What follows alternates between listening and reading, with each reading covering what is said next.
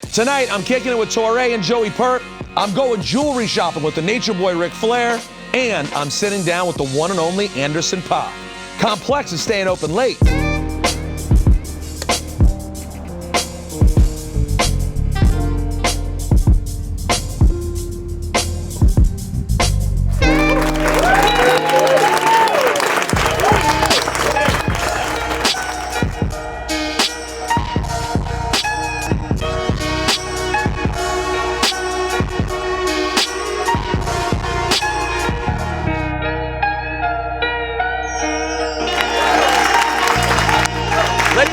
Keep the noise going for araabMUZIK one time.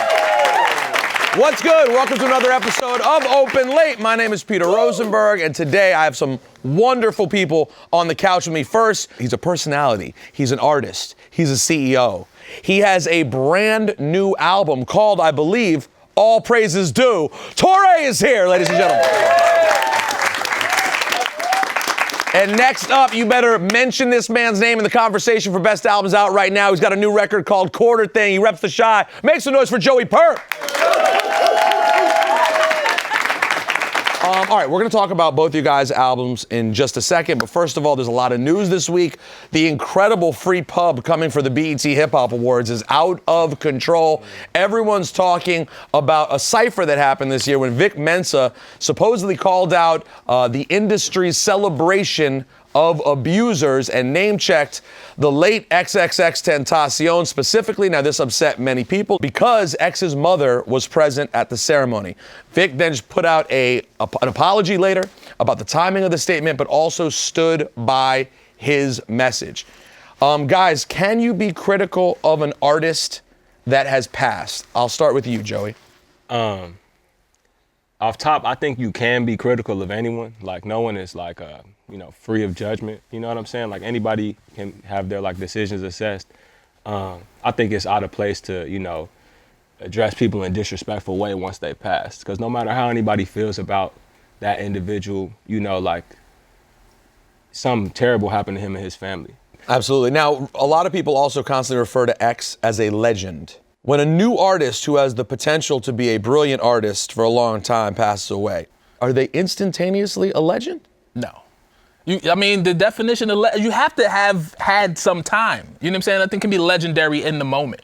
You know what I mean? That goes the same for classic album. Your album dropped Thursday, Friday it's a classic. Like, you gotta give things a time to gain the notoriety and grow and evolve and still be looked at the same way they were in that moment. And every old rapper is not a legend either. That's we gotta stop throwing away. That's a great point. Just because you're old and living doesn't mean you're a legend either. You just 52, fam. That's it.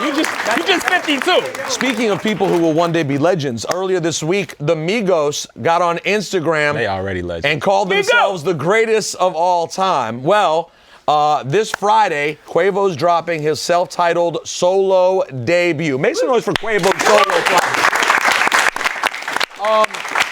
Now, he's really not the first member of the Migos to test the waters. Offset dropped his album with Metro Boomin last year. But is all this exciting good news about solo projects the beginning of the end? It could be. It could be. We've seen this before. And you want to say no off top, because they're family and they have such a great camaraderie and they sound so great together and they bounce off each other really well. But at the same time, solo success changes things. But do you think this could be the beginning of the end, Joey, for the Migos? Definitely not. I think they're going to be super straight. Could you name 3 groups that were together and then somebody dropped solo albums and then they spell off? You want me to start naming? I just don't know. NWA broke up, Them fell niggas off. Didn't know each other like that. Them they knew each other. EPMD. I don't know about EPMD. Best friends. They probably fell was. Off. They probably was. There best was friends. kidnapping. There Right. was Now it was crazy. It was crazy. It was crazy. They were best friends for real. Bro, the Migos, you know what I'm saying? Them niggas been together, bro, through thick and thin. They not going nowhere. Because the depth is so it's different, so tight. bro. It's different. I also think having OGs like Coach K and P in their corner will help. Coach you know not what I'm going for saying? that. Coach not letting egos get in the way. Come on, man. Because Drew Hill didn't have that. You know what I mean? Cisco was just out here. Cisco just was out here doing his thing. There was no Coach K. That's all I'm saying. Yo, listen, I want you to know. All right, the NBA season kicks off in just a few days, and we know there's always been mutual respect and admiration between rappers and basketball players. Right now, as it stands, if you were to be a mid-level rapper versus a mid-level ball player. Who has more clout? Real clout is when you can go pull that loan out and pay for your cars and crib for the rest of your life because you was getting paid 3.5 and you wasn't getting no tick and you're not injured and your wife bad as hell. That's real clout. Mid-level rapper clout, nigga, I got that. You know what I'm saying? I'll trade that shit for Devin Booker's contract any day, you feel me? Like, I mean, in my opinion, like a mid-level rapper, like somebody like Lil Baby, buzzing right now, you know what I'm saying? Like, doesn't have a bunch of music out, damn, you know what I'm that's saying? mid-level now though, for Lil Baby got platinum tracks, Yeah, he bro. does That have platinum nigga is tracks. But not mid-level, folks. That man is top tier right now. I'm agreeing with Joey. Yo, I think you got to go down a level. I'm saying, All right, so bro, who's under? Who's? we gonna spoil somebody's Yeah, I don't day wanna- when they I hear don't this. wanna I ain't hear- trying to hit Nah, nobody this with that is straight. open late. I'm not trying to hit nobody with that straight. All I'm I don't saying know. is that Kelly Oubre Jr. gets paid $5 million a year, nigga. If we're talking about money, on, fam. if we're talking about money, it doesn't compare. But Brian clout, like Scalabrine was getting overall, 1.7, bro. Brian Scalabrine, the white mamba. I think the Knicks still 1.7 paying M's. Allen Houston. I think we still paying The Allen capital Houston. way. And right he wasn't even mid-level. He I got wasn't news for you. mid-level. He He was was- low level. come on, bro. He was an indie rapper with one song on college radio. Yes, bro. I know that guy. Come on, man. I still think that hip hop trumps all because it's the biggest selling streaming, you know what I'm saying, visual genre of music out there right now. They're using hip hop to sell any and everything from Target commercials to Pepsi to everything. And rappers are really recognizable. Whereas you could walk down the street and That's just true. walk past Nate Robinson and not know it's him. I think we can all agree every mid-level basketball player is doing better than all three of us. That's a fact. That's a All fact. That's a fact. Before I let you guys go, we like to open up the floor to all of our fans on social media and debate a topic of their choosing. This is called Settle It For Me. At Matt Daigle tweeted me and said, is cannabis the game's biggest shoulda, woulda, coulda talent? What went wrong? I'm going to tweak the question just a little bit and ask you guys, who is the biggest shoulda, woulda, coulda rapper of all time? I mean, I think Lloyd Banks had stupid potential. Like, Lloyd Banks could have been He was in the a good place, dude. You know what I'm saying? Like, was in I a mean, good place, he too. had it all. He You was in a know, good place. G-Unit affiliation, you know, in the scope machine behind him. The ladies dug him. The streets dug him. He knew how to make, you know, relatively good records that could cross over.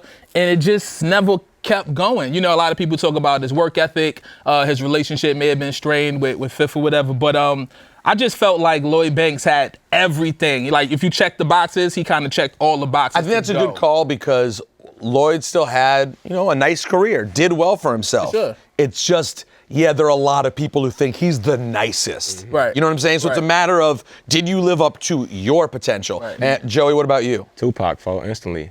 Tupac would have been Will Smith if he kept acting, folks. Oh. Tupac could be the biggest person on the planet. If he could have stayed, if he could have lived. and right. acted. What he did is dwarfed in comparison to what he was gonna do. That nigga might have been the president, like real T. He was such a leader, such a valuable voice, and he could act. I mean, obviously, He could act too. was That's what took it to murdered. another level. Yeah. Like, picture Tupac in Pursuit of Happiness, bro. Come on, G. Tupac, you would really believe that shit. Like, you know what I'm saying? You ain't believe Will? Will killed it, but it was him and his son. Pay a In my bill. head- In my head, I'm thinking like, they gonna go home tonight and somebody gonna like clean their whole crib, low key. Anyone else in the audience that you guys think wasted potential? Names you were thinking? Oh, speaker knockers! Yes, speaker knockers. Hey, I can merge. Speaker knockers would be the biggest thing in music right now. He invented that style. No diss to A Boogie, but speaker knockers did it first, and they look alike. Mine, the story is not over yet. But if it doesn't change the way it's been going, Azalea Banks. Oh, that's a good one. That's a great one. 'Cause she is the fucking truth. You know how fucking talented she is? All she gotta Azalea is a do beast, is bro. go in the booth, say what you want to say there, and then don't say nothing else when she leaves. Well, bad And news. She will be the biggest shit ever. And she seemed like one of them artists that just need to not have a Twitter, folks. Like, no Twitter, no Instagram. She can say whatever the fuck she want. We not gonna hear it. It's not gonna be on the internet. She can literally say anything she wants to say as long as it's not on Twitter. I mean, or her Instagram. team can take her Twitter, but then she just gonna do a KD move and have a burner account. That's decent. By the way, you though. guys- It took niggas like 6 years to find KD shit. KD was decent till his mans tagged him in a photo. Like, oh shit, my bad, wrong tag, God. It's settled. It's settled. If you have a topic you want us to settle, hit us up with the hashtag settle it. All right, now let's take a second and talk about your guys' albums really quickly. Purp, your album's crazy. You got RZA on there. Jizz on there. You got Jizz on there. It's unbelievable. First of all, why the Wu-Tang influence? And tell people why they need to go out and get this album. Yeah, man, I just wanted to pay that respect and to have that be in the history books. Like when people look back on what I brought forth, they're gonna see my influences. You know what I'm saying? So I wanted it to be all Chicago features. I got Queen Key on the album. I got C. Huncho on the album. I got Raven Lenae on the album, and then Wu-Tang. That's RZA and the Jizza. You should be proud of it. It's fire. Appreciate you, brother. All right, all praises due. Torae, you've been a great MC for a long time, but you're on Hip Hop Nation every day doing radio, and you do a great job of that. Why this album? Why will people love it? This is what people want from me. You know, it's no concepts, it's no radio records, it's just the beats is hard, the rhymes is hard, let's go. It's a quick EP, all produced by Praise, no real big features, just me going and then blacking. All right, guys, one more time for Torae and Joey Purp. As many people around the world have noticed, there's been a slight Rosenberg drip upgrade this season, all thanks to my guy, stylist Marty McFresh over there. Hey, Marty. But now, I've decided to glow up a bit, and I'm attempting to buy my first Rolex. So who better to help me pick out than the star of WWE 2K19's Woo Edition, the Nature Boy Ric Flair himself. So check out what happened when me and Rick stopped by to see my boy Mr. Flawless's Chapter 2 store in the Diamond District.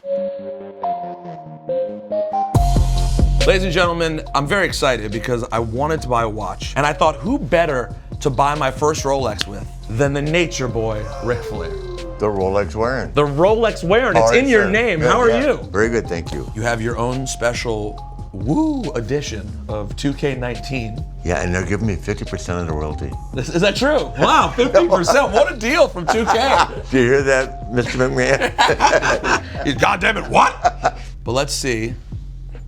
As we check out some of Mr. Flawless's finest here. I don't know if our taste will be exactly the same. Okay. You know, some would say you're a little flashier than I am. I'm really liking this chain. This one here? Yes. This is a serious item here. Now that's this is something heavy. I could wear to the airport today. You think so? I don't know if you get through security. They would love that LaGuardia. By the way, this would definitely be Offset approved as well. Yes. How's Offset's jewelry game, by the way? Unbelievable. Yeah, he has, of all the rappers I've been around or musicians, he's got the most unique stuff. Really? Yeah, he and Bad Bunny. Jay Frost, what can you tell us about this piece right here? So this piece here, we actually did for Lil Yachty. It's a anchor. Of course, low boat. Yeah, it's about 60 carats in all VS, DEF color stones, solid. It's about 100,000. So I've been considering my first Rolex. I want to know what your thoughts are on this. Is it too? It's a little too plain for you, isn't it? And too plain for you. Too plain for me. Yeah, you need something with a little. You want more flash? Bling on it. Yeah, at least a bezel. At least. Now this with a bezel, very nice. Now, how much would I be looking at if I wanted to get a bezel on that? A bezel is this right here. Right. Yeah, I don't know if you're looking for his size bezel. It's a pretty big bezel. And that's big, but for extra. You want like a basic? It's in a regular bezel. Just a regular. Regular bezel Starter probably kit, like 2,000. You want to be able to go home tonight without hearing your wife go, "Hey." Let me see if I how it feels first. I've never even really. And my new wife now has money. Oh, your wife has money. I've had 4 other orphans. It's called Well Flair. Well Yeah. Flair. I never heard Well Oh, Flair. yeah, well, It's a beautiful fit, though. it is very nice. So you think just a little bit of ice on the? Yeah, you're Peter Rosenberg.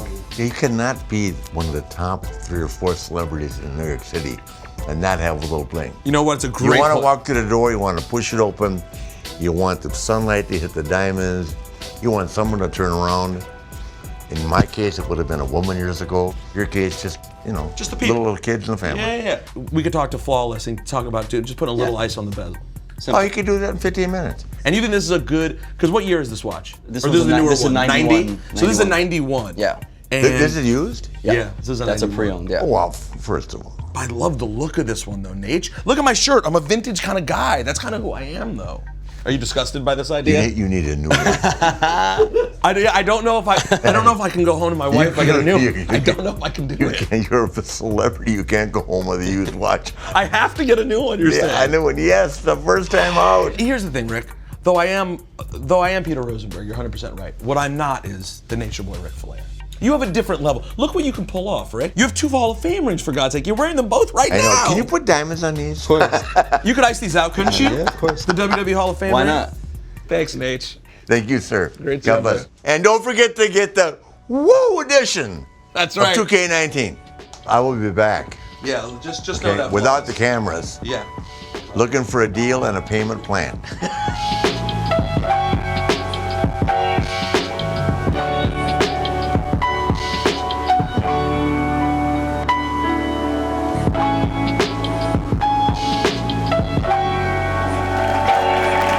Ladies and gentlemen, my guest tonight has put out incredible albums, and he's worked with everyone from T.I. to Chance. He now has tints with Kendrick Lamar. Give it up for Anderson Paak, everyone.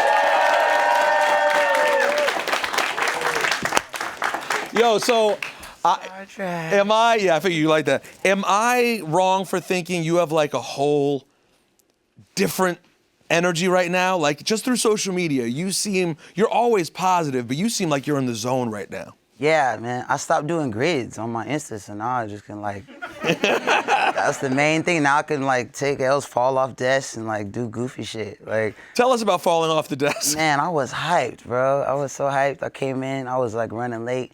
Where was it? Was it Power 106? Nah, hell nah. What was it? It was Apple 106. Oh, it was Beats One? Yeah, Apple Beats One, Zane Lowe show. Yeah. And he was playing my record, and I was supposed to be there for the premiere, but I was getting in traffic, you know?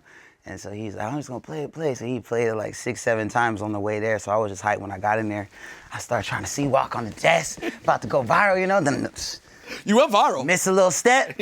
Man, yeah. But it was cool. I was like, yeah, I love that stuff. The last time I interviewed you, I think I told you, and this is maybe 6 months ago, that my favorite Anderson Paak song was not actually an Anderson Paak song. It was Mac Miller's Dang. Yeah. I know this is incredibly personal to you and how close you guys were, but how are you doing and dealing? I've been trying to ask everyone who's been sort of dealing with it. It still doesn't feel real, you know? I always like turn around and feel like I want to text him, I want to send him something funny that I seen, or I want to blaze him for something. And that dude, every time we used to link up, it was always such a good time, man. We had such a good time. We only made one song, and the rest of the time we was just hanging. So that's why it really hurts, you know? That was, you don't have a lot of friends in the industry. I know you meet a lot of people and people network and all this shit, but it's very rare that you meet someone that you're like, you know what? I fuck with you like the long way, and I'm gonna just hit you up just to see what you're doing. And that's what he used to always do with me. Yeah. He just did that for artists. That's how we met.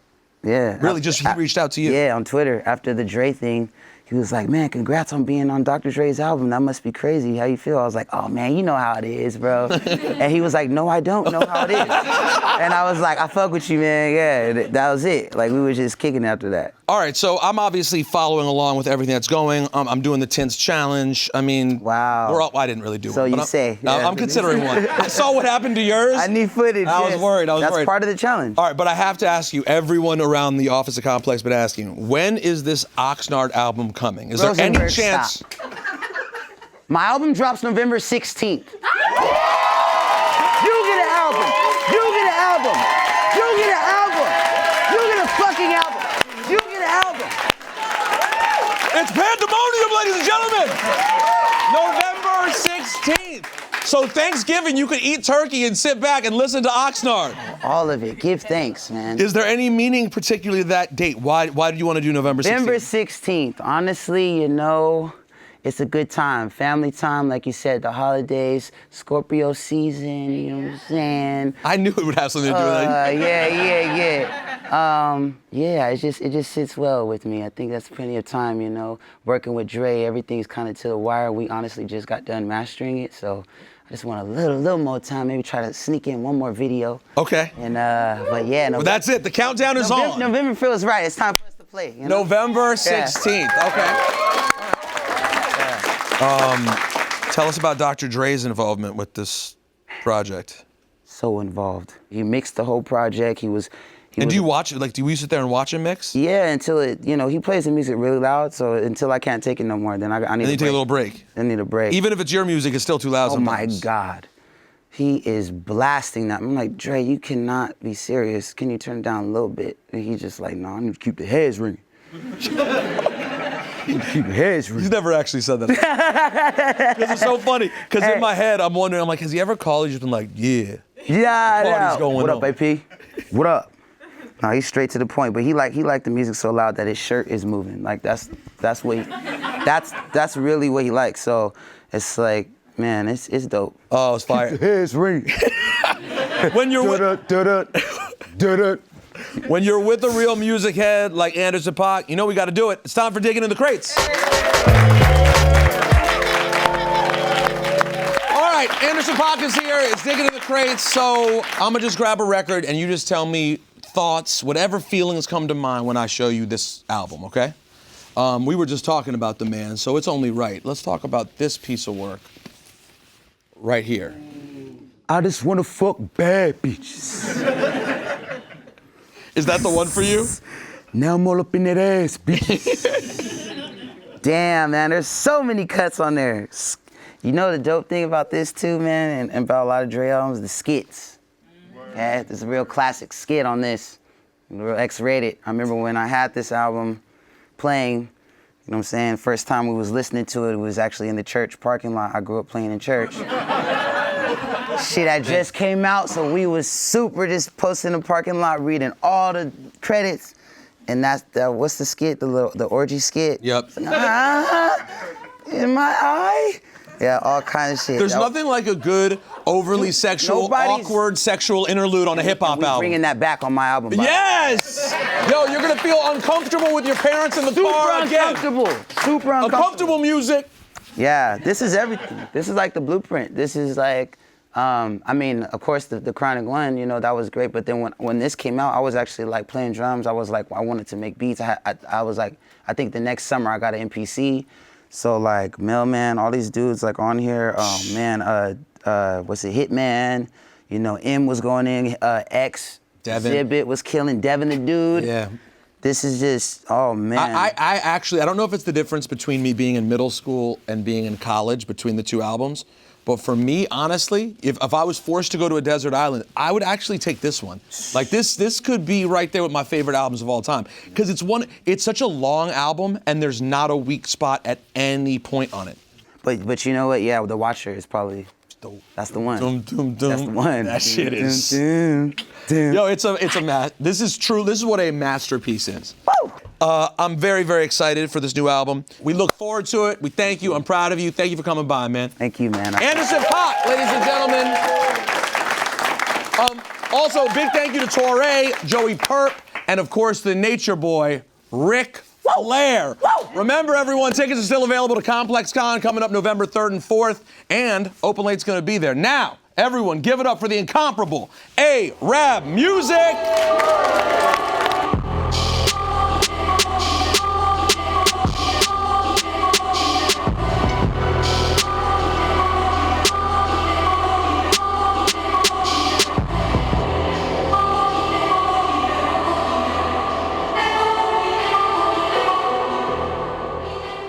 Hey, thank you guys so much for watching. Open Late is always open on Complex's YouTube channel, and so are all these amazing shows. Check them out.